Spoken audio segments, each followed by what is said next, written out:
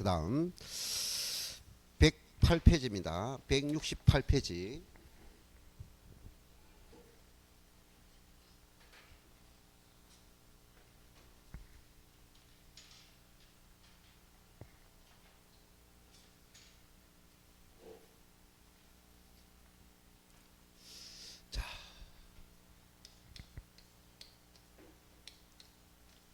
자, 168페이지에 보면 우리가 양도소득 취득 양도식이에요. 이거는 출제빈들은 높지 않다고 했어요. 그러나 내용도 많지 않아요. 그래서 반드시 짚고는 가야 돼요. 그래서 그 중에서 첫 번째가 내가 강조한 거 이 별표시하라 했죠. 이유 없이 무조건 암기해야 된다. 출제 안 돼도 알고 있어야 된다. 그게 뭡니까? 유상거래죠. 일반적인 유상이죠. 유상. 자, 그런데 이 유상행위가 우리가 취득세와 항상 비교를 해놔야 됩니다. 취득세도 뭡니까? 유상행위는 이유 없다. 무조건 암기하시라 했는데 전혀 또 정리 안 된 사람이 있어요. 얼마나 내가 깝깝하겠어요. 자, 취득세는 뭘 가지기 때문에 내는 세금입니까? 소유권을 주장하는 세금이고, 자, 양도소득세는 뭡니까? 소득이 아니라, 소유권이 아니라 소득 개념이죠. 소득. 소득과 관련된 거. 요거는 소유권과 관계됐죠. 그러면 양도소득, 취득세에서 유상행위는 언제가 취득 1이 됩니까? 사실상 돈을 지급해야, 상대방이 돈을 지급해야 내가 그 권리를 행사할 수 있죠. 내가 분명히 이유를 설명했어요. 사용 가능한 날이 언제냐. 예, 계약서상 잔금 지급이 있어도 무조건 사실을 먼저 해라 이렇게 했죠. 그래서 사실상 합니다. 그럼 사실상 두 번째 모르면 뭐다? 계약상 노고. 계약상 모르면 계약 1부터 있어요. 계약 1부터 60일이죠. 요거 알고 있어야 되죠. 자, 그럼 이날보다 앞서서 등기되면 선 등기 우선이 되겠죠. 그래서 취득세는 첫 번째 무조건 사실상, 그 다음에 계약상 계속 인지하시라고요. 어려운 내용 아니니까. 근데 양도소득세는 무조건 뭡니까? 대금 청산일이야. 대금 청산일 뜻이 뭡니까? 사실상 잔금 지급일이야 이 말이에요.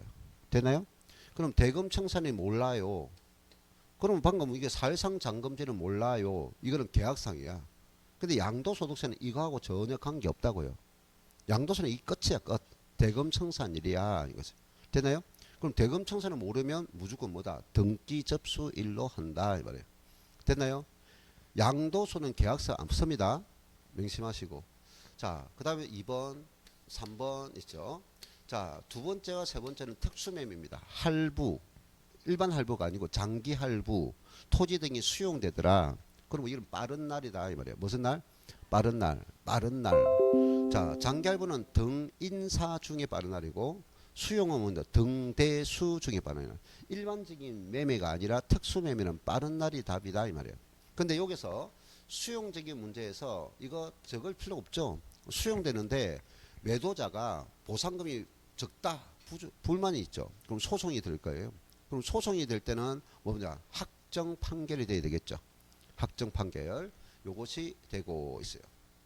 그 다음에 무상행위.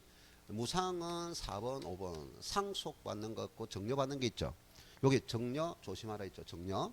자, 정려에 대해서 취득세는 소유권을 가지는 개념이라. 그리고 소유권은 뭡니까? 정려자가 살아있어. 그러니까 뭔가 증거자료가 있어야 되니까 계약일이 취득일인데 양도소득세는 계약일이 아니고 뭐가 돼요? 정려재산을 받은 날.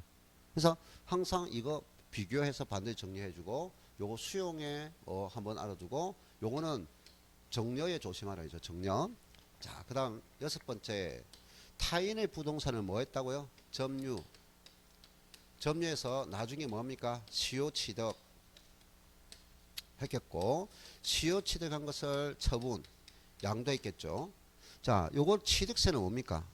취득세는 언제가 내 것이 된 거예요? 네, 시효 취득이 된 거죠. 네? 시효가 완성되어서 내 명의로 등기 등록이 돼야 내 것이 된 거죠. 취득세는 등기 등록일이라고요. 근데 시효 취득한 것을 양도했다. 양도소득은 소득이라고요. 내가 양도한 그 물건 언제부터 소득이 발생했어요? 점유 개시일부터 사용 수익했잖아요. 그 점유개시일이라고요. 됐나요? 자, 그 외에도 우리가 대금은 유상행위는 대금 청산인데 그 거래 대상물이 확정되지 못하거나 내가 건물지 주세요 했는데 대금을 청산했는데 아직 완성되지 못했다면 거래가 성립되지 못하죠. 그때는 뭡니까? 확정일, 완성일이 되겠죠. 하는 거죠. 자, 이유 없이 무조건 안겨야 됩니다. 하는 거죠. 우리는 가세 행평성 때문에 취득세는 취득일만 알면 되지만 양도소득세는 소득에 대한 세금이야. 그럼 소득은 언제부터 발생한 겁니까? 취득일부터 양도일까지 발생한 소득이잖아요. 그리고 또 우리 세금은 뭡니까? 입으로만 이렇게 됐습니다 하는 게 아니라 증거 자료를 제시해야 됩니다. 요즘은 부동산 거래가 상당히 까다로워졌죠. 내가 부동산을 매수할 때는 무조건 뭘 해야 됩니까? 신고해야 돼요. 무슨 신고해야 될까요?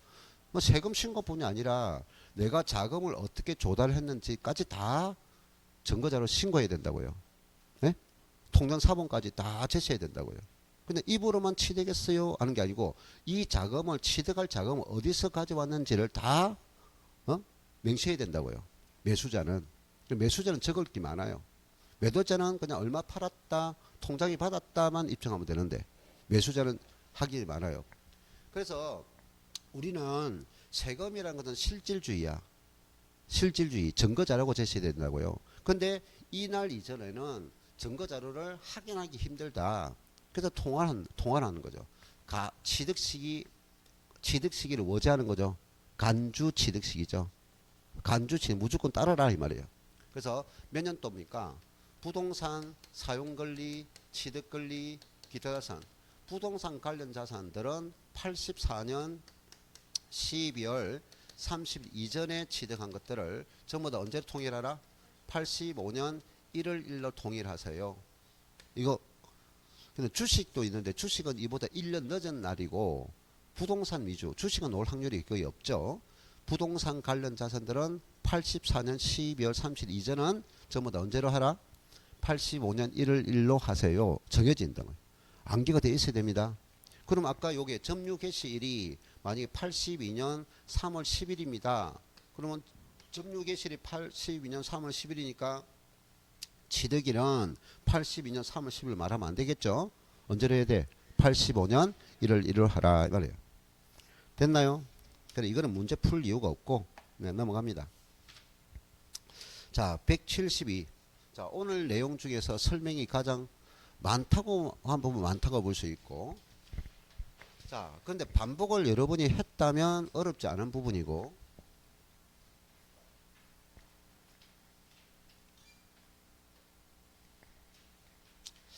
자, 172쪽부터입니다. 172. 자, 비과세입니다. 자, 양도소득세 비과세. 양도소득 비과세. 자, 비과세 보면 타이틀에 보면 뭐 탁탁 정해져 있기 때문에 내용이 아주 깔끔하게 되어 있죠. 예. 우리 특강 자료는 18페이지부터 나와 있죠. 자, 첫 번째 간단하게 비과세 내용이 몇 개 있다. 4개가 있는데요. 하나는 파산이라 말이 있죠. 파산 선고받아 처분되는 걸 비과세하라 인 거죠. 또 하나는 농지에 대한 비과세 있죠. 농지가 뭐한다? 교환 요건을 충족하면 교환 분할 요건 충족하면 비과세하라. 자, 그리고 너가 양도하는 주택이 주택으로서 그 법률 요건을 충족하면 그 주택에 대한 비과세가 있죠. 자, 그 다음에 또 뭐가 있습니까? 지재법이 있죠. 자, 지적재해조사에 관한 법률에 따라서 새로운 경계가 확정되었어요.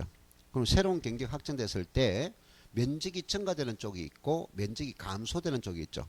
그럼 이거는 새로운 법률, 지적재해조사에 관한 법률에서 새롭게 경계가 확정된 것은 그냥 면적을 주고받으면 안 된다. 그 조정금을 주고받아야 된다. 거죠. 그럼 면적이 감소 쪽 입장에서는 뭡니까? 조정을 받았겠죠? 그럼 돈을 받고 넘겨준 거잖아요. 근데 양도세를 물리지 말아야 말이야. 또 면적이 증가된 입장에는 돈을 지불하고 가져왔죠? 그럼 그거는 양도소득세 나중 그 부동을 팔 때 취득가액의 필요금을 처리하지 마라 말이야. 고로 지적재해조사에 관한 법률에 따른 것은 양도소득세와 관련을 짓지 마라 말이야. 알겠어요? 분명히 말했어요. 그럼 뭡니까? 면적이 증가된 쪽의 조정금은 취득가에 포함해야 안 해? 취득가에 포함한다 하면 안 돼. 예, 취득가에 포함하지 않고 그럼 면적이 감소 쪽인 조정을 받았다 양도소를 부과한다면 안 된다고요. 알겠어요? 그리고 지적재해조사에 관한 법률 놓으면 양도소득세에 관계 없습니다. 자, 그러면 여기서 이제 내용적인 문제를 간단히 본다면 이거와 이거는 내용이 없죠. 그럼 농지입니다. 농지를 간단히 볼까요? 우리가 농지 비과세적인 문제, 농지가 교환 불허됩니다 할 때 여기는 요건이 첫 번째 차익 요건이 있습니다. 우리가 농지가 세법 시험 나올 때는 이 차익이 시험에 안 올 때가 없어요. 계속 났어요. 차익은 만약에 A 농지가 있고 B 농지가 있다면 서로 주고받았죠. 그러면 그 가액이 있을 거라고요. 그럼 만약에 A 농지가 B 농지보다 가액이 크다면 큰 편 가액을 기준한다. 그 큰 편 가액을 몇 분의 몇? 4분의 1 이하가 돼야 된다 하는 거죠. 그럼 이게 10,000원이고 이게 7,000원이면 B가 될 수 있어요, 없어요? B가 될 수 없죠. 차익이 3,000원이니까. 그럼 요게 2,500원 오잖아요. 이하가 되든 3,000원이니까 B가 안 된다고요. 10,000원이고 8,000원입니다. 그럼 차익은 2,000원이죠. 그럼 2,500원 이하죠. 그럼 B가 된다. 이 차익 요건을 계속 묻고 있다는 거. 자, 두 번째는 사유입니다. 사유. 교환 사유가 있는데 하나는 국가가 들어와요. 국가 등. 자, 국가 등 개념이 있고 두 번째는 농지 관련 법 들어와요. 법. 자, 이거 암기하지만 조금 생각을 하시라고요. 국가가 소유하고 있는 토지와 교환됐어요. 국가 등 사업으로 교환됐어요. 강제성을 가지죠. 그럼 농지와 관련 법에 의해서 교환됐어요. 그러면 이거는 무조건 비과세주라고요. 묻지도 따지지 말고 사후 관리가 없어요. 그래서 우리 시험에 가장 출제 빈도가 높은 것이 이거 알고 있느냐 하는 거하고 요거 경작상 목적이죠. 경작상 목적에 의해서. 그러니까 이거는 법에 의한 거 강제성이 없는 거죠. 본인 스스로가 경작상 목적 때문에 교환한 거예요. 요거는 사후 관리가 있다고요. 그 사후 관리가 몇 년일까요? 3년. 몇 년이라고요? 3년. 그 농지의 그 기간 조건은 3년입니다. 3년. 어떤 말일까요? 경제상 필요에 의해서 교환할 때는 사후 관리가 있어요. 그럼 그 말은 3년이란 말이에요. 3년. 무슨 말일까요? 교환 취득한 농지를 3년 이상 농지 소재지에 거주하면서 경작해야 된다는 요건이에요. 3년 이상 경작이라. 그러면 여기 딸리는 부수되는 내용이 있겠죠. 자, 3년 이상 경작해야 되는데 뭐가 됐다? 수용되었다. 사망했다. 자, 그러면 여기에 뭔가 예외를 줘야 되겠잖아요. 3년 이내에 수용됐다면 뭐로 인정해야 된다? 강제성이잖아요. 3년 이상 경작한 거로 본다라고 해서 얘기해야 되죠. 그 다음에 사망. 3년간 경작하지 못하고 사망했어요. 그때는 어떻게 혜택을 준다? 피상속인을 경작한 기간하고 상속인이 받아서 계속 경작한다면 그를 통산해서 기간 계산해 주겠다 하는 거죠. 이것이 이제 예외적인 문제가 되는 거죠. 자, 세 번째는 지역입니다. 그래서 농지의 비과세에 대한 내용 넣으면 가장 나오는 건 1번, 2번, 3번. 이 세 가지가 가장 기본적인 묻고자 하는 내용이에요. 그러면 이 지역은 어디에 있어야 돼요? 도시지역 내에 도시의 주거지역, 농지, 주거지역, 상업지역, 공업지역의 농지다. 그 비가 될 수 있어요? 될 수 없죠. 어울리지 못하는데. 근데 여기서 이제 뭐가 되느냐 하는 거죠. 땅은 이동할 수 없습니다. 근데 행정구역이 바뀌어서 그 농지가 도시적으로 편입될 경우가 있어요. 그럼 편입되면 도시적으로 바뀌었잖아요. 가치가 높아졌다 말이에요. 그럼 앞으로 도시 공간이 늘어나면서 택지가 부족할 수 있어요. 그래서 도시가 행정기관이 앞으로 이 지역을 뭐로 바꾸겠다? 택지 전환하겠다라고 한지 예정지를 지정하죠. 그럼 이 지역은 가치가 높아졌잖아요. 그리고 편입된 농지와 지정된 농지는 원칙이 비가 된다 안 된다? 안 된다고요. 그럼 이것도 편입과 동시에 지정과 동시에 내가 지정한 것도 아니고 내가 편입시킨 것도 아니라고요. 무슨 말 알겠어요? 근데 내 재산 가치가 높아졌죠. 그럼 무조건 바로 비가 되는 게 여기 또 3년 들어온다고요. 무슨 말일까요? 요거는 편입된 날부터 지정된 날부터 3년이 지난 농지는 비과세 안 된다 이 말이야. 3년이 지나면 비과세 안 된다. 그럼 반대로 3년 이내 양도면 B가 된다 이 말이야. 똑같이 뭡니까? 기간 3년, 3년 노조. 이해됐나요? 이해되죠? 네, 끝났습니다. 자, 그런데 추가적인 내용이 이제 4번 들어가면 뭐 요거는 간단하게 그냥 잘 놓지 않는 겁니다. 보다 더 많은 내용도 있지만 가장 기본적인 거는 1번, 2번, 3번을 꼭 정리하면 되고 방금 우리가 아까 여기 몇 년이라 했어요? 3년.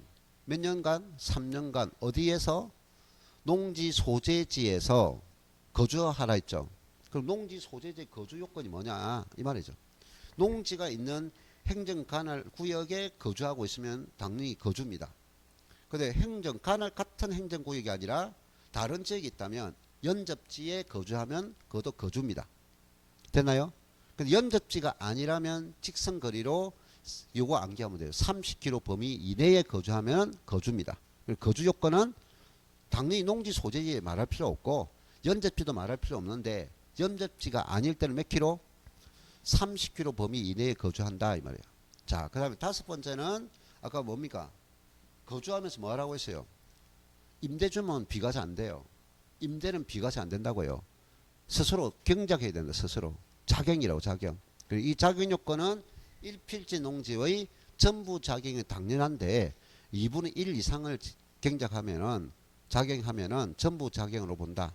요거 내용이에요. 그래서 농지는 이것 정도밖에 안 놉니다. 놓으면 기분 좋은 거고 출제되면. 자, 이제 많은 내용을 가진 것이 이제 뭡니까? 요거 올해 요거 정리 잘 해야 되겠죠. 그래서 우리가 비과세에서는 한 문제는 무조건 오고 한 문제나 두 문제까지 노는 단원이 비과세입니다. 자, 주택 보자. 자, 주택을 양도해서 비과세된다 하는 것은 첫째 항상 어느 당시 기준한다. 양도 당시를 기준해요. 무슨 당시? 양도 당시. 양도 당시 양도자는 1세대 요건을 갖춰야 됩니다. 그래서 양도 당시 세 가지 요건을 모두 충족해야만이 비과세가 되는 것이 원칙입니다. 그럼 1세대라는 것은 자, 우리는 주택을 양도해서 비과세 되는 것은 우리가 주택이라는 것은 우리 국민의 생활의 근거지라고요. 가속 구수원과 오손도서 살 집이다 이 말이야. 그 주택을 한 개 가지고 있는 그를 잃었기 때문에 비과세 해주는 거예요. 알겠어요? 그러면 요 1세대라는 것은 거주자가 양도하는 주택이요. 비거주자입니까? 거주자가 되겠죠. 거주자는 우리 국내에 살고 있는 사람이잖아요. 주소 거소로 있으니까. 그럼 비거주자는 우리나라에 살고 있지 않죠. 그럼 비거주가 주택을 양도하면 비과세 안 되겠죠. 그래서 1세대라는 개념은 뭐다? 배우자 있는 거주자를 원칙으로 한다 는 거죠. 뭐라고요? 배우자 있는 거주자를 원칙으로 하더라 는 거죠. 비거주자 하면 틀리고. 그럼 배우자가 없더라도 1세대로 되는 것이 있는데 그런 세 가지가 있습니다. 주된 내용은 아니고 그래서 나이가 30세 이상이면 무조건 1세대가 되고 나이가 30세 아니라도 과거에 결혼한 적이 있다면 결혼한 사실이 있다면 됩니다. 근데 배우자 없는 건 사별 이혼했기 때문이죠. 그럼 배우자도 없고 결혼한 적도 없고 나이가 30세도 아니다. 그런데 중위소득 여기 퍼센트 기억하세요. 40% 이상. 몇 프로? 40% 이상 있어요. 소득이 있다면 그 40%뭐 중위소득 기준인데 40% 이상 30%가 아니고 40% 이상 소득이 있으면 인정한다. 자, 그 개념 정도만. 그러면 1세대 안에서 양도할 때 1세대 되고 양도할 때 국내 소재 1주택만 소유해야 된다. 1주택. 그럼 국내에 있는 소재 주택이니까 내가 국내에는 한 채인데 미국이 없고 국내에 1주택만 있으면 비과세할 수 있다. 근데 요 1주택은요. 1세대를 구성하는 가족 구성원이라고요. 1세대를 구성하는 가족 구성원 내에서 1주택입니다. 그러면 1세대를 가족 구성은 뭡니까? 동일 주소지에서 생계를 같이 하는 사람입니다. 앞에 전제가 뭐라고요? 동일 주소지에서 생계를 같이 하는 가족 구성을 말해요. 거기는 직계관계죠. 직계존, 비속 이렇게 말하죠. 그 다음에 형제 자매까지를 가족 구성원이라 합니다. 그럼 앞에 전제가 뭐라 했어 내가? 동일 주소지에서 그럼 주소지가 각게 돼 있고 함께 살고 있는 사람들은 가족 구성원에 다른 주택을 가지고 있다면 합산하라 말이야. 알겠어요? 그럼 주소지가 각각 다르면 각각 세대로 본다는 거야. 이해됐나요?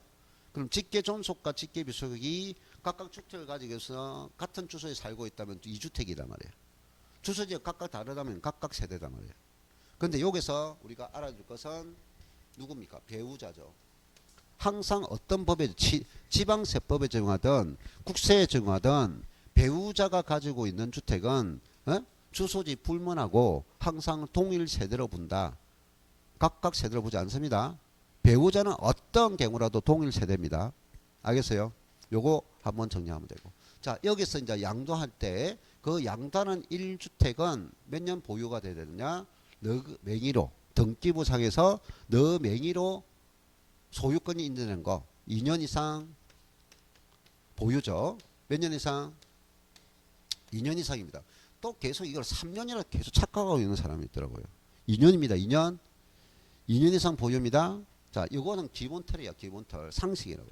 근데 이제 시험에 놓을 때 장난칠 수 있는 거 뭐가 된다? 취득 당시. 지금 양도하는 그 주택을 취득 당시 조정지역이다. 무슨 지역?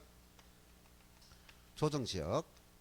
취득 당시에 조정지역에 있는 주택을 취득했을 때는 뭐가 추가되는 겁니까? 2년 이상 보유 기간 중 2년 이상 거주도 해라. 거주. 살아라 말이야. 되나요? 어느 때만? 취득 당시일 때만. 되나요? 양도 당시가 아니고 취득 당시 조정일 때는 보유도 해야 되지만 거주도 해라 하는 거죠. 요거 한 개 정리하면 되고. 자, 그러면 1주택일 때 이렇게 요건입니다. 자, 그럼 요 주택 할 때 판정 기준을 볼 때 양도적 주택은 양도 당시 살상 용도에 따라라. 이 말은 무엇입니까? 비록 공고상의 주택이었지만 내가 뭡니까? 가게 등으로 운영하다가 팔면은 그런 비과세 못 받는다 이 말이에요. 알겠어요? 우리 실질주의 살상 용도다 이 말이에요. 자, 그다음 여기 있죠. 그 다음에 분할 양도 1주택을 분할 양도 되면 이유 없다. 분할 부분은 가세다 이 말이에요. 2주택이 되므로. 근데 1주택을 2주택으로 나누면 2주택이야. 1주택을 그 1주택의 부수 토지를 분할하면 그건 주택 부분이 아니야. 그래서 분할 양도는 무조건 뭐 한다? 가세한다. 분할 양도는 뭐 한다고요? 무조건 가세한다. 이거 알면 되고요. 자, 여기부터는 이제 엄청 정리 잘해야 되죠. 자, 뭐냐? 공동입니다. 뭐라고요? 공동 소유 주택은 누구 주택을 봅니까? 할 때. 여기서 임대 소득과 차르죠. 양도세는 엄청 강한 법이에요. 딱 한마디밖에 없어요. 각각이야. 각각. 뭐라고요? 각자 1주택이야. 지분을 가진 자 각자 1주택 소유. 1주택입니다. 근데 공동으로 상속받았을 때는 그는 각자가 아니고 그는 어쩔 수 없이 받았기 때문에 주된 상업자와 1주택입니다. 그 임대소득과 계속 비교를 잘 해야 되고. 자, 그 다음에 또 우리가 무슨 주택을 말합니까? 다가구 주택 있죠. 다가구주택. 자, 우리가 지방세에서는 다가구주택을 어떻게 본다 했어요? 무조건 구분된 1구의 일지를 보세요. 근데 국세는 단독주택 개념이 되게 말이 돼야 돼. 그래서 종합부동산세 국세잖아요. 단독주택으로 본다. 단 합산배제 신고했다면 그때는 1구의 1주택이다. 그럼 부동산 임대사업소득 다가구주택 단독주택이다. 단 구분 등기했다면 등기부 여러 개죠. 1구를 1주택이다. 근데 양도소는 거꾸로 말하고 있어요. 이 양도소득세는 1구를 1주택으로 보대 있어요. 알겠어요? 1시구를 1주를 본다 이 말이에요. 근데 이 1주택을 뭐 하지 않고 분양하지 않고 그 말은 분할 등기하지 않고 1인이 전부를 취득 양도한다면 뭐라? 전체를 전부 1주택으로 본다. 결국은 1주택을 취급하기 제일 목적이다 이 말이야. 됐나요? 그래서 국세는 다가구주택은 뭐다? 단독. 자, 여기까지는 뭐 설렁설렁 해도 되는 문제죠. 자, 근데 명확하게 들어가야 될 것이 이제 있죠. 뭐가 있습니까? 겸용주택. 무슨 주택? 올해 출제 가능성이 상당히 높은 내용이죠. 예. 겸용이죠. 겸용. 자, 하나의 건물이죠. 하나의 건물이 주거와 비주거로 함께 사용되고 있는 것을 겸용이죠. 그럼 전체 연면적에서 주택이 차지하는 면적이 클 경우 있겠고, 주택이 차지하는 면적이 같을 경우 있겠고, 주택이 비주택보다 적을 경우 있겠죠. 이것을 내가 지방세법에 적용할 때는 어떻게 하라 했어요? 지방세법에는 어떻게 하라 했어요? 무조건 주택 사용 부분만 주택이다 라고 했어요. 근데 1구가 구분되는 것은 재산세밖에 없어요. 재산세에서 1구가 일 때는 50% 이상의 주택이면 주택입니다. 근데 우리가 국세에서는 이렇게 겸용되고 있는 주택을 여기서 이렇게 선을 나누죠. 나눠가지고 이 표현이 뭡니까? 문제 지문에서 이렇게 문제에서 안 놉니다. 이걸 문장을 놓잖아요. 주택 면적이 비주택보다 클 경우다. 퍼센트라면 50% 초과일 경우다. 그럼 전부 주택으로 본다고요. 전부 뭐라고요? 주택이다. 그런데 여기서 아주 조심할 것이 있어요. 엄청 쉬우면서도 어렵단 말이야. 전부 주택으로 봐라. 근데 그 겸용되는 전부 주택으로 보는데 단 그 주택이 겸용주택이 고가주택입니다. 뭐라고요? 고가주택. 고가주택인 경우는 전부 주택으로 보지 않는다. 그러면 이것이 답이라고요. 그럼 이 문장을 해석이 다르게 한다면 뭐냐? 주택 부분만 주택이다. 어? 주택 외 부분은 주택이 아니다. 이 말이 방금 그 말이 이 말이잖아요. 아니 근데 이 말을 이렇게 말하니까 이게 무슨 말이지 하면서 전부 주택이 아니잖아요. 그러니까 주택 부분만 주택이다가 말이고 주택 외 부분은 주택이 아니다 말이잖아요. 그럼 각각 용도로 따지란 말이에요. 원래는 뭡니까? 이 개념 아니면 전부 주택인데 그것이 고가주택이면 전부 주택을 인정하지 않겠다 이 말이에요. 자, 그러면 이렇게 되면 뭡니까? 적거나 같다는 말이죠. 그럼 50% 이하입니다. 그럼 이거는 주택 부분만 주택이다. 그래서 이거 개념 특히 조심하라고요. 이거 모르면 안 돼요.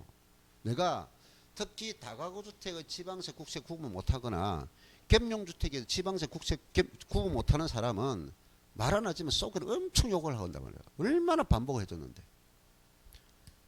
이거 계속 정리가 돼야 된다. 알겠어요? 그러면 또 여기서 이제 뭐냐. 주택이 비과세되면 그게 건물만 비과세하는 것이 아니라 그게 딸린 부수 토지로 비과세해 주죠. 그럼 주택의 부수 토지 범위에 있죠. 자, 도시지역 냅니다라는 거죠. 도시지역이라는 것은 우리가 시 이상 지역을 말하죠. 그럼 도시지역 내는 몇 배다? 5배입니다. 자, 꺾죠. 그 도시지역이 그런데 어느 지역이다? 수도권이죠. 수도권에 뭐다? 주거지역이나 상업지역이나 공업지역이죠. 자, 그럼 몇 배다? 3배다 이 말이에요. 근데 그 수도권의 중에서도 무슨 지역이면 녹지지역이면 그대로 몇 배? 5배다. 그래서 요거만 났는지 아니면 여기서 한 건 꺾어 들어갔는지 또 여기서 요까지 꺾어 들어갔는지 어? 내용이 복잡한 거는 분명히 아니란 말이야. 문제 볼 때 잘 판단하시라는 거야. 알겠어요?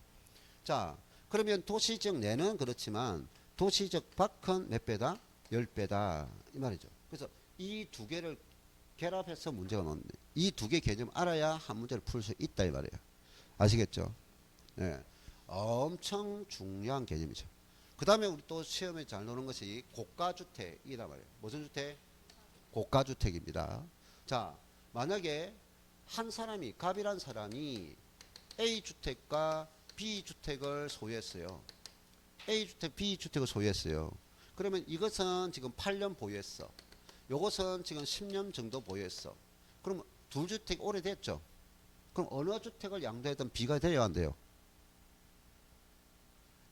갑이 A주택과 B주택을 두 개 소유하고 있다고요. 두 개 소유했는데 A주택을 먼저 팔았어요. 가세입니까? 비가세입니까? 가세죠. A, B 중에 B를 먼저 팔았어. 가세죠. 가세라고요. 그러니까 우리는 1주택, 양도 당시 1주택만 비과세된다고. 1주택 소유자만. 그럼 2주택이니까 어느 것을 먼저 팔면 가세된다고요. 됐나요? 그러면 내가 이것을 먼저 팔고 하면은 먼저 양도는 가세될 것이고 나중에 양도되는 것은 양도하고 추가 취득 없이 남은 주택은 비가 될 수 있죠. 이해됐나요? 그러면 이것을 동시에 같은 날에 양도할 수도 있죠. 그럼 같은 날에 양도하면 어느 것을 먼저 팔았지? 모르잖아요. 누가 결정해? 내가 내 배가 선택하라고요. 같은 날에 동시에 양도할 때는 거주자가 선택하라. 그거는 상식이고 요게 문제는 자 2주택입니다. 그래서 B주택을 양도했어요. 이 B주택을 양도하니까 이거는 뭡니까? 일단 가세입니까? 비가세입니까? 가세야. 근데 이 B주택이 지금 얼마냐? 15억에 양도됐어. 고가주택이죠. 그럼 고가주택이야. 그럼 전부 가세죠. 전부. 처음부터 이 자체가 가세잖아요. 비가세가 안 됐잖아요. 그럼 고가주택이다. 전부 가세라고요. 알겠어요? 근데 어리란 사람이 지금 현재 A주택을 사용하고 있어요. 한 개를 가지고 있어요. A주택 한 개를 가지고 있어요. 됐나요? 그럼 이 A주택에 대해서 몇 년 있느냐? 이걸 7년 정도 보유했고 7년 정도 보유했고 요 주택에 한 3년 정도는 거주를 했어. 그럼 1세대 1주택 요건 됐죠? 보유기간 요건 됐죠? 비과세 되지. 그럼 이 1주택은 비과세야. 근데 이 주택을 양도해. 그럼 일단 양도 개념은 뭐야? 1세대 1주택이니까 비과세라고요. 비과세인데 이 양도가액이 실질적인 양도가액이 15억에 양도되었다. 그럼 어찌 돼? 전부 가세해? 초과부만 가세한다고요. 그래서 요거는 가세니까 전부 가세로 끝나는 거야. 알겠어요? 이건 앞에 비과세 요건을 갖춘 1세대 1주택인데 단 그것이 고가주택이라고요. 고가주택이 얼마라고요? 12억을 기준한다고요. 초과하는 것. 그러면 여기서 무슨 가액에서? 양도가액에서 양도가 얼마입니까? 15억에서 기준인 얼마? 12억을 공제한단 말이야. 공제가 뭐냐? 빼는 거죠. 그럼 12억을 뺀 금액만 가세하라고요. 공제한 금액을 양도가액에서 12억을 공제한 금액을 요것을 뭐로 나눈다? 양도가액으로 나눈다 이 말이야. 나눈 비율만큼 가세하라고요. 이해됐나요? 그럼 양도가액에는 12억이 있고 그 초과되는 3억이 있잖아요. 이 두 개 여기 있으니까 15분의 이게 전체 값이니까 전체 값에 대한 비율이죠. 퍼센트 비율. 15억에 12억은 15억분의 12억은 뭐한다? 비가 될 것이고 15억에 3억은 가세될 거죠. 이거를 계산 문제도 놓고 문장으로 논다고요. 문장. 아시겠어요? 양도가액에서 12억을 공제하고 되나요? 그 공제한 금액을 뭐로 나누라? 양도가액을 나눈 비율만큼 가세하라 이 말이에요. 전부 가세가 아니고. 요 개념까지를 알고 있어야 됩니다. 알겠어요? 요거는 간단하지만 이것을 학습을 많이 해줘야 되겠죠? 어려운 내용 아니고 학습을 많이 해주라고요. 예. 자, 요거까지가 기본적인 주택에 대한 내용이고요. 자, 빨리 또 갑니다. 자, 기본적인 주택이 있고. 근데 방금 여기서 우리는 몇 주택만 비과세한다 했어요? 1주택만 비과세한다 했어요. 자, 그럼 1주택만 비과세하는데 우리가 뭡니까? 1세대 1주택 예외가 있죠. 1주택이 아니고 2주택입니다. 2주택이 됐는데도 원칙은 비과세 안 된다 했죠. 2주택을 보유자는 원칙 비과세 안 된다 했죠. 그럼 일시적 2주택이 될 경우는 법률에 주어진 요건을 갖춘다면 1세대 1주택을 보아서 비과세가 충족된다면 비과세할 수 있다는 거죠. 그래서 1주택의 예외는 몇 개가 있다? 9개가 있다. 몇 개가 있다? 9개. 자, 여러분이 참 공부 방법을 내가 가르치는데도 공부를 안 하더라고요. 미리 1주택의 예외가 9개가 있다 했잖아. 그럼 9개가 내 머릿속에 들어가 있어야 문제를 풀지. 9개 내용이 머릿속에 안 들어가는데 어떻게 문제 풀어요? 알겠어요? 절대로 내 머릿속에 안 들어가는데 문제 풀 수 없어요. 아, 이 내용들이 일시적 2주택이 때 혜택을 주는 내용이다 이 말이야. 자, 그럼 봅니다. 자, 암기해야 돼요. 지금 할 거예요. 아니, 집중하면은 5분 만에 다 끝나고 남는다. 자, 1주택을 소유한 자가 1주택을 양도하기 전에 다른 주택을 취득해서 2주택이었다. 취득해서 2주택이 되었다는 거야. 1주택은 이미 있는 거고, 근데 1주택을 취득해서 2주택이 되었다. 한 개. 됐나요? 다시 1주택을 취득해서 2주택이 되었다. 됐어요? 자, 첫 번째가 뭐라고요? 주택을 취득하여서 2주택이 되었다. 하나. 됐나요? 자, 똑같은 취득인데요. 치약이나 질병이나 근무지 사정으로 수도권 밖에 주택을 취득해서 2주택이 되었다. 요것도 취득해서 2주택이었죠. 그럼 앞에 내용과 이 내용의 차이점은 뭡니까? 앞에는 일반적인 취득이고 내가 1주택을 가지는데 1주택을 신축해서 신축 취득했다고요. 어? 신축 취득했다고요. 유상매매 취득했다고요. 정려받아 취득했다고요. 그럼 일반적인 취득에 의해서 2주택이 된 거하고 또 하나는 뭡니까? 취약, 학업 때문에 질병 요양 때문에 근무지 사정 때문에 직장관계 때문에 수도권 밖 주택을 취득했다고요. 부득이한 사유로 취득했다고요. 취득해서 주택이 된 거예요. 일반적인 취득, 부득이한 사유 취득. 되나요? 자, 그럼 이렇게 2주택이 됐을 때는 취득 공통적인 사항이 들어갔죠.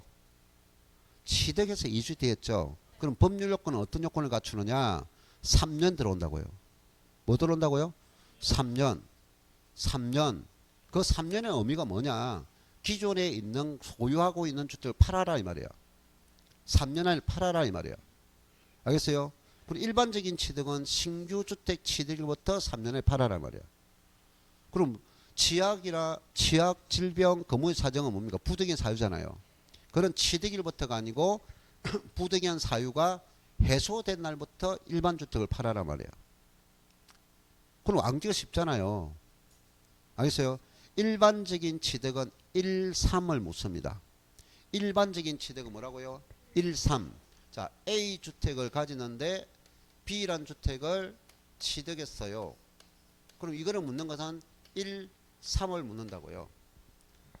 이거는 내용 제시된 거고, 너가 맞게 설명하는 거는 이거 알고 있느냐를 묻는 거고 이 말이야. 그럼 요거를 명확하게 알면 되는 거죠. 그럼 이거는 언제부터? B주택 취득일부터, 신규 주택 취득일부터 몇 년? 3년 이내 무엇을? A주택을 양도했다는 말을 썼느냐 안 썼느냐 이 말이야. 그럼 요 1년이란 잘 안 올 건데 1년은 뭡니까? 기존 주택, 종전주택 취득일부터 1년 이상이 지난 후 B주택을 사야만이 된다 이 말이에요. 끝. 근데 올해 개정된 내용 중에 우리가 앞에 특강할 때도 개정 안 시켰어요. 개정된 내용 중에 A주택, B주택 모두 어느 지역에 있느냐? 조정지역에 있어. 어느 지역에 있다고요? 조정지역이야. 그러면 이거는 어느 법이 만들었어요? 앞에 정부에서 만든 법률이었어. 그럼 앞에 정부에서 넘어오면서는 처음에 1년이었는데 이 정부 바뀌면서 2년으로 완화시켰다고요. 지금은 X 폐지 없다고요. 그래서 지금은 조정지역도 2년이 아니라 3년 폐지시켜 버렸다고요. 알겠어요? 그리고 앞으로 뭡니까? 1주택을 가진 자가 새로운 주택을 할 때는 조정이든 비조정 조정이든 관계없이 몇 년? 모두 3년으로 통합했다 이 말이에요. 아시겠나요? 네. 자, 이것이 한 개. 그 다음 두 번째, A주택을 가졌죠. B주택을 뭐 한다? 뭐 치약, 질병, 근무지 사정으로 어디? 수도권 밖 있어요. 수도권 밖에 B주택을 취득했다고요. 그럼 이거는 역시 몇 년? 3년. 언제부터? 해소된 날부터. 요거는 언제? 취득일부터. 이게 왜 정리가 어려워요? 됐나요? 자, 알겠어요? 취득해서 일반적인 취득 3년. 일반 취득은 취득일부터 3년 이렇게 계속 확인시키면 되잖아. 부득이한 사유로 취득은 해소일부터 3년. 어떤 것을? 네. 그 다음에 3번, 4번. 자, 하나는 혼인, 하나는 동거복량. 무슨 뜻인지 알죠? 예.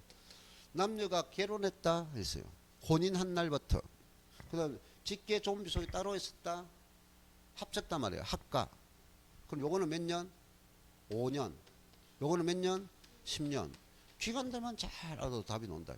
근데 합쳤죠? 어느 것을? 아무거나. 먼저죠.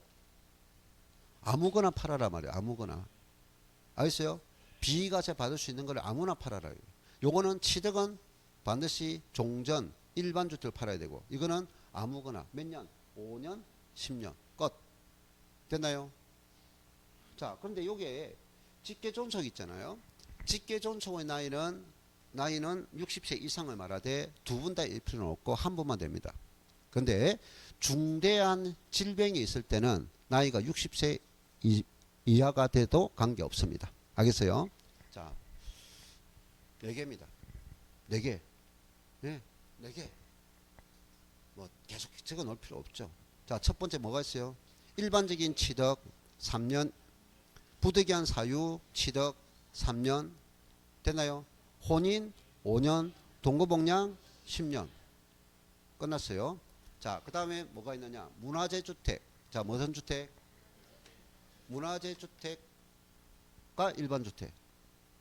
문화주택과 일반 주택은, 문화주택은 주택을 소유하는 동안 주택을 안 봅니다. 가지고 있는 동안 문화주택은 주택을 안 본다고 해요. 그럼 양도하면 일반 주택이 돼. 그럼 문화주택과 일반 주택이 있다면, 일반 주택을 먼저 양도한다면 이거는 가지고 있잖아요. 주택이 아니야. 그럼 해소기간 필요 있어 없어요? 없지. 그냥 일반 주택을 먼저 양도하고 그 일반 주택 2년 보유가 되면 비과세 되는 거지. 일반 주택을 먼저 양도한다면 끝. 그럼 다시 문화주택 요거 팔고 또 다시 사서 또 팔아도 관계 없다는 거야. 자, 문화주택 끝. 문화주택. 예. 그다음 농어촌 주택. 농촌과 어촌에 있는 주택. 농어촌 주택과 일반 주택. 자, 무슨 주택? 농어촌 주택. 이것도 소유하는 동안 주택을 안 보겠다. 그럼 다른 일반 주택이 또 있다면 뭐다? 일반 주택을 먼저 양도하면 끝나도요. 됐어요? 문화주택과 일반 주택 뭘 양도하라고요? 일반 주택. 농어촌 주택과 일반 주택 뭘 양도하라고요? 일반 주택. 이거를 먼저 팔아서는 안 된다고요. 문장에서. 알겠어요? 자, 그 다음 상속받은 1주택이 있고, 상속받은 1주택과 일반 주택 역시 마찬가지로 일반 주택을 먼저 양도하면 됐어요? 자, 그 다음 장기 가정 어린이집 있고 장기 임대 주택이 있어요. 장기 가정 어린이, 장기 임대 주택. 장기 들어갔죠? 요거는 거주하고 있는 주택. 무슨 주택? 거주주택. 거주하고 있는 주택을 양도하면은, 근데 요 거주가 몇 년이냐? 2년 이상 거주. 몇 년 이상? 2년 이상 거주. 다시 몇 년 이상? 2년 이상 거주. 요거 끝났어. 그래서 장기 놓으면 뭐가 됐다? 거주주택을 몇 년 이상? 2년 이상. 양도 당시 2년 이상 요건을 갖출 것. 자, 문화주택은 뭐? 일반 주택을 먼저 양도하면 끝. 그럼 이 5가지 문화주택, 농어촌 주택, 상속받은 주택, 장기 어린이 주택, 장기 임대주택은 전부 다 무슨 주택을, 요게 열가하고 있는 주택을 먼저 팔면 안 된다고요. 일단 일반 주택을, 근데 장기 하면은 거주 2년 이상 요건을 갖춘 주택. 알겠어요? 거주 들어옵니다. 문화재는 제일 쉽죠. 일반 주택을 먼저 양도하면 있어요. 그 다음에 상속받은 1주택과 일반 주택은요, 그 일반 주택은 상속 개시 당시 소유한 주택만 돼, 이 말이야. 뭐 한번 된다고요? 상속 개시 당시 소유한 주택만 돼, 반복이 안 된다는 거예요. 자, 아까 여기 있어요. A 주택을 가진 자가 B 주택을 취득했는데 신축해서 취득했다. 그럼 이거는 2주택이 되었죠. 이거를 취득하면 몇 년? 3년에 팔아, 이 말이에요. 자, 매매로 취득했다. 3년에 팔아, 이 말이에요. 자, 정려받아 취득했다. 3년에 팔아라 말이야. 왜 그래요? 이 취득이 본인의 워사에 의해서 취득했기 때문에 그렇단 말이야.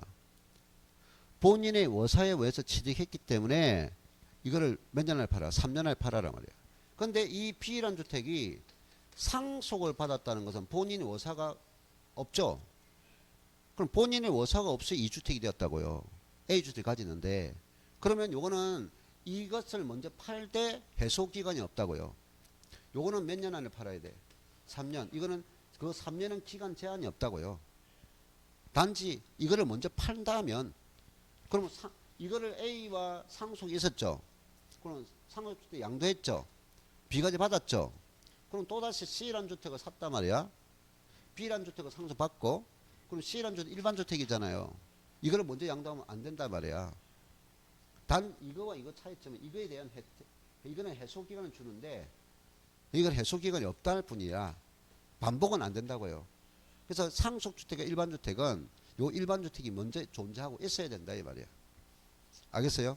그걸 말했고, 자 조금 내용이 있는 것이 농어촌 주택인데요. 농어촌 주택은 세 가지 용도가 있어요. 하나는 상속받아서 소유한 농어촌 댁이 있고, 상속받은 농어촌 댁이 있고, 이농에 의한 농어촌 댁이 있어요. 이 상속과 이농에 의한 농어촌 댁은 5년 이상 거주한 농어촌 댁만 혜택을 주는 거야. 에? 내가 부모로부터 상속받는데 농어촌 주택이야. 근데 그 부모님이 주택을 사가지고 몇 년 거주? 5년 거주 못한다면 위치가 농어촌 주택이라도 인정 못 받지 못한다고요. 5년 이상 거주한 주택이 된다. 이거는 농사 짓는 사람이 5년 이상 거주한 주택만 된다고요. 그러면 재차 반복이 가능하다고요. 그런데 기농주택이 있어요. 우리 포인트는 이 기농주택이라고요. 기농주택은 이미 내가 1주택을 가지고 있는데 도시에 1주택이 있는데 내가 뭐 기농 전업한다고 전업. 알겠어요? B란 주택을 기농하면서 취득한 주택이야. 기농하면서 취득했단 말이야. 취득하면서 2주택이 된 거야. 근데 그 일반적인 취득이 아니라 농사를 짓기 위해 들어간 취득이라고요. 그럼 혜택을 주자. 단 아까 나머지는 몇 년 안에 팔세요 이런 해소 기간이 없었어요. 근데 이거는 요 한 번 기농 시만 인정한다. 한 번만 정말.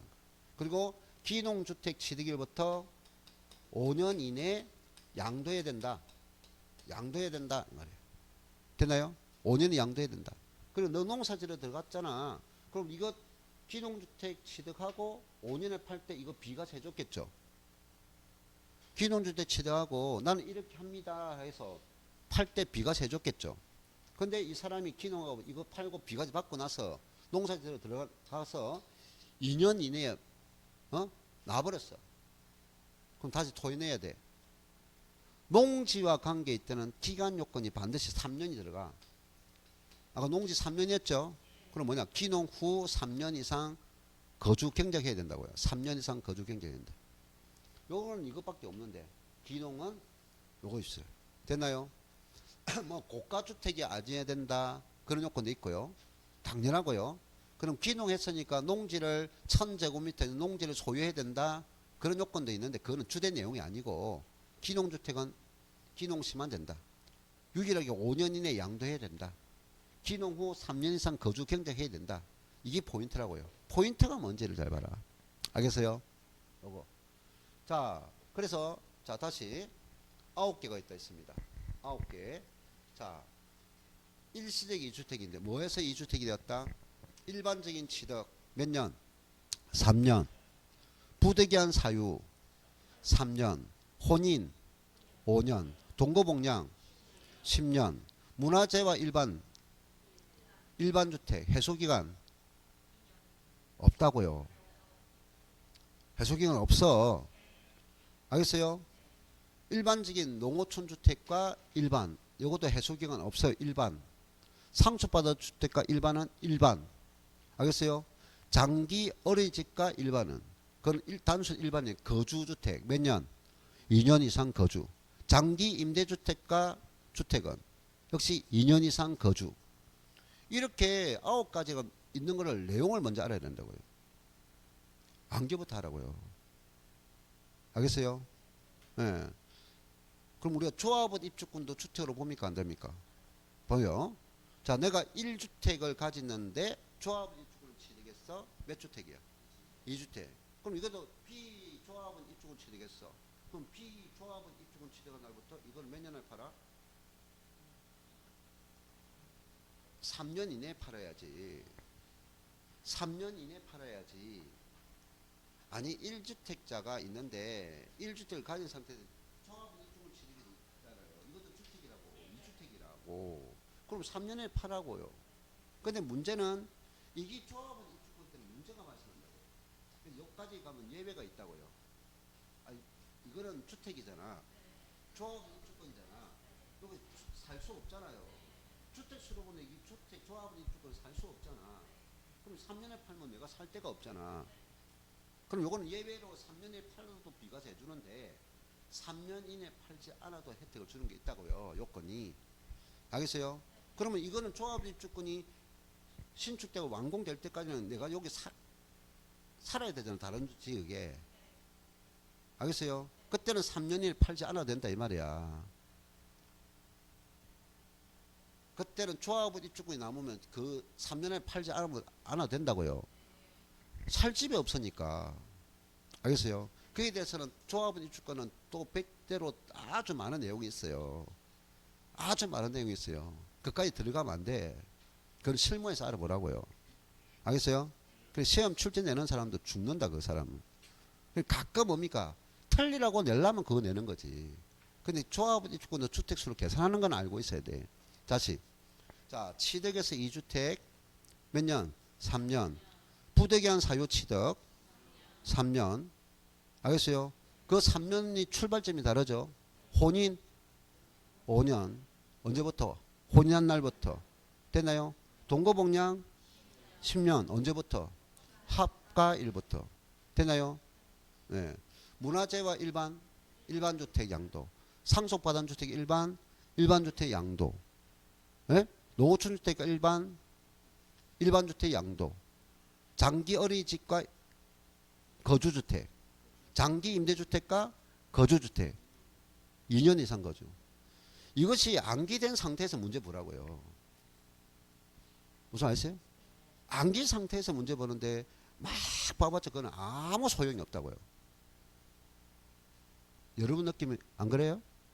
자, 아직 안 끝나서 시간 보지 마요. 자, 그 다음에 이거는 뭐냐? 주택 수에 대한 특례를 준 거고요. 아니, 내용이 많지 않다니까 계속 정리 안 하니까 그렇지. 주택 수 특례는 이게 9개가 있고요. 우리는 1주택자이자 2주택자가 아니에요. 1주택자, 2주택자 아니라고요. 우리 한 개 주택을 가졌으면 몇 년 보유해야 돼요? 2년 이상 보유해야 되죠. 그럼 2년 보유하지 않아도 너는 비과세 혜택을 주겠다. 2년 보유하지 않아도. 그건 5개밖에 없다고요. 5개밖에 없다. 됐나요?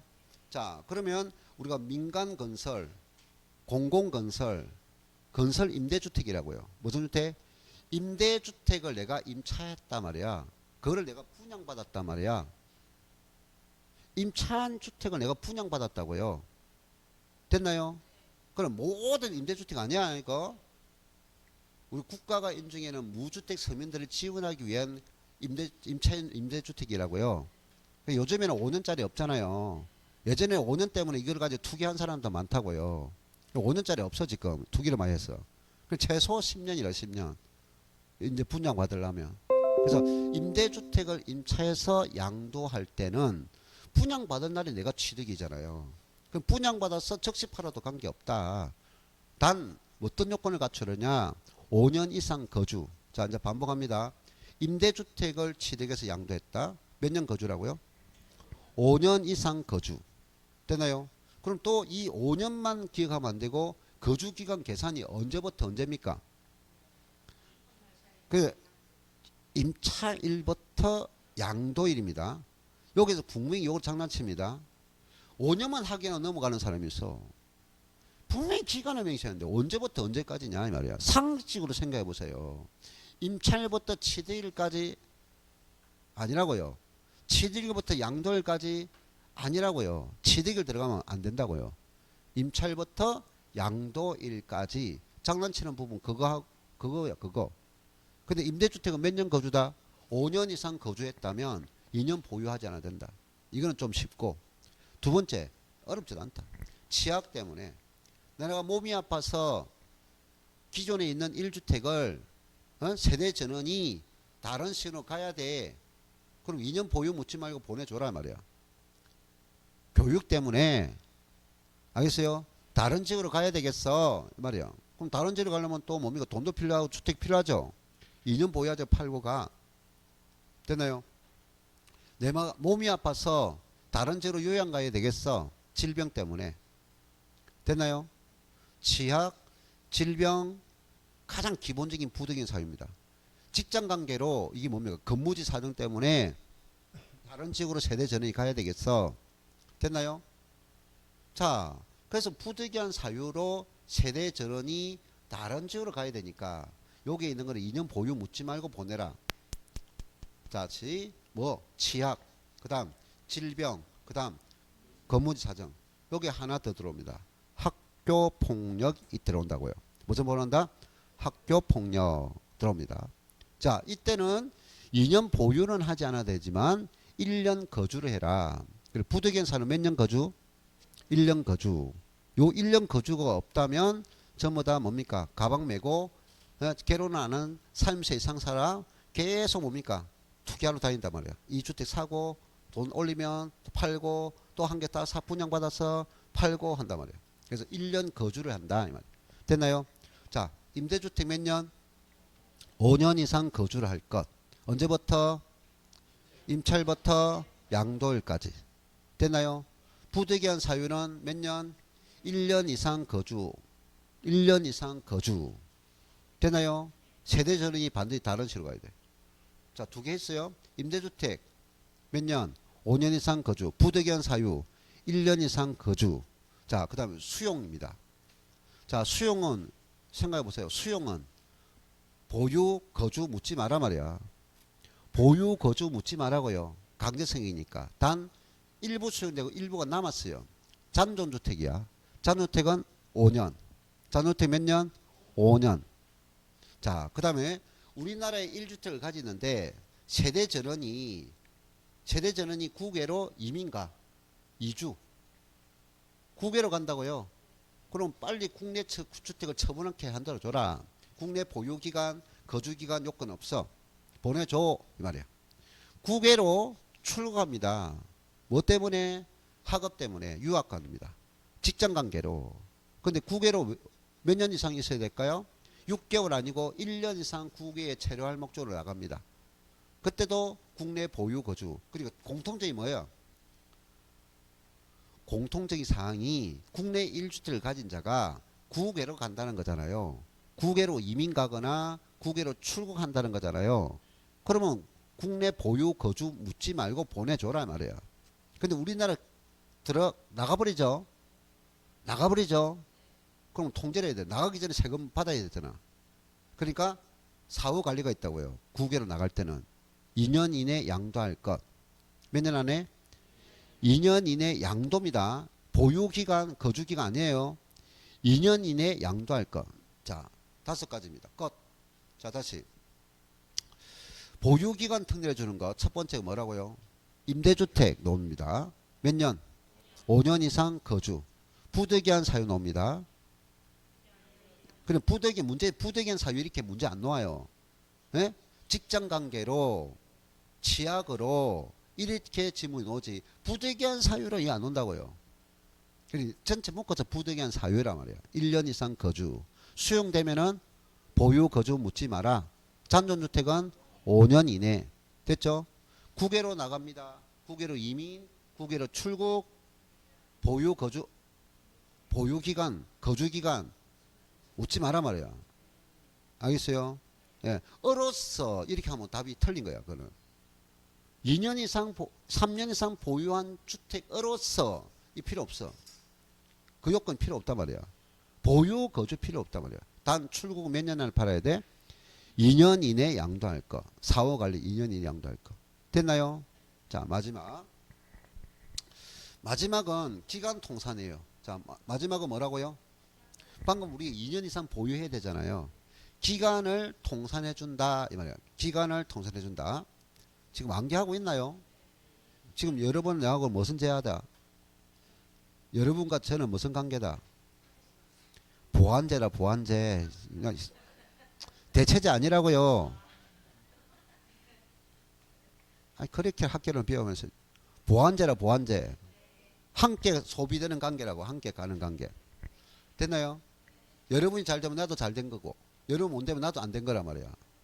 여러분이 합격 많이 하면 나도 인기 좋은 거고 세법점수 잘 되면 나도 인기 좋은 거고 세법점수 말마다 누가 가르쳐서 하면 내가 욕먹는 거잖아.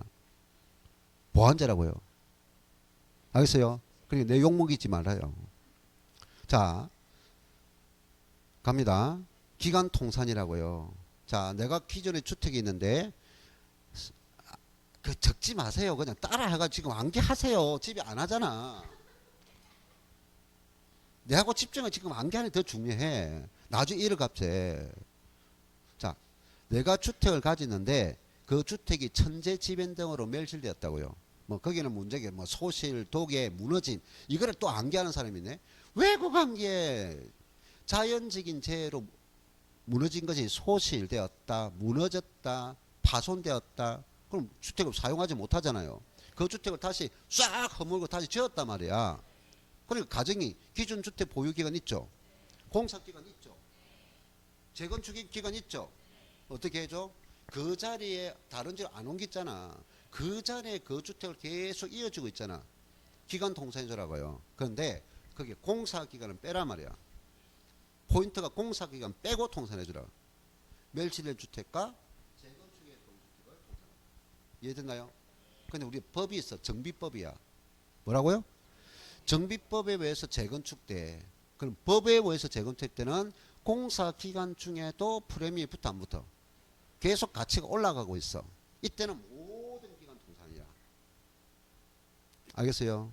그래서 다시 재건축된 그 건물이나 주택을 양도할 때는 세금 계산이 엄청 복잡해. 세 구간을 나눠서 따로따로 양도 차이를 계산해야 돼. 그래서 정비법에 의해서 재건축될 때는 뭐다? 기존 주택도 공사기간도 또 뭐다? 재건축 후 취득한 주택도 모든 통산이야. 근데 자연적인 재해일 때는 뭘 빼라? 가운데 빼라 말이야. 가운데. 안겠나요? 자, 비거주자가 주택을 양도하면 비가 된다 안 된다? 안 된다고요. 그 우리나라에 안 살고 있는 사람이잖아. 비거주자는. 그 사람이 주택 판다고 해서 생활 근거지를 잃었다는 거 볼 수 없잖아요. 어차피 우리나라 안 사람인데. 근데 우리는 거주자가 양도하는 주택을 비과세해 준다고요. 자기 생활 근거지를 잃었기 때문에 혜택을 준다고요. 알겠어요? 그럼 비거주자가 주택을 양도하는 비과세 안 돼. 근데 비거주자가 뭐냐? 열심히 공부해가지고 우리나라 거주자로 전환됐다고요. 그럼 거주자로 전환된 후부터 2년 보유하면 당연히 비과세 될 거잖아요. 근데 그 사전에 기간을 통산해 주마 이 말이야. 그거는 3년이라고요. 몇 년?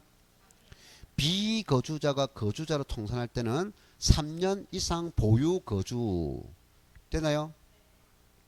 기존 주택이 멸실될 소실 등이 됐을 때는 뭐다? 멸실주택과 재건축주택을 통산. 정비법에 의해서는 모든 기간 통산.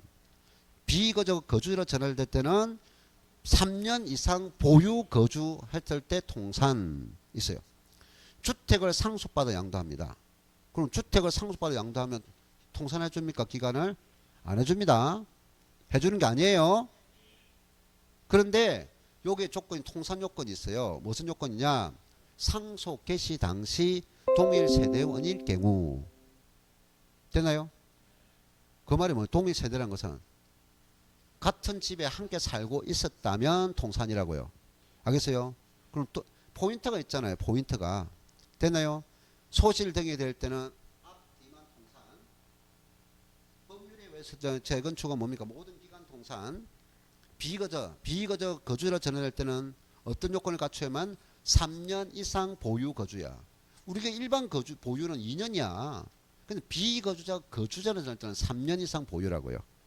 되나요? 상속주택은 무조건 통산한다. 틀렸습니다. 어떤 경우만 동일 세대원일 때만 통산. 됐나요? 그래서 주택수 예외 9개, 보유기간 예외 5개, 기간 통산 4개. 알겠어요? 자, 잠시 동안 문제 풀겠습니다.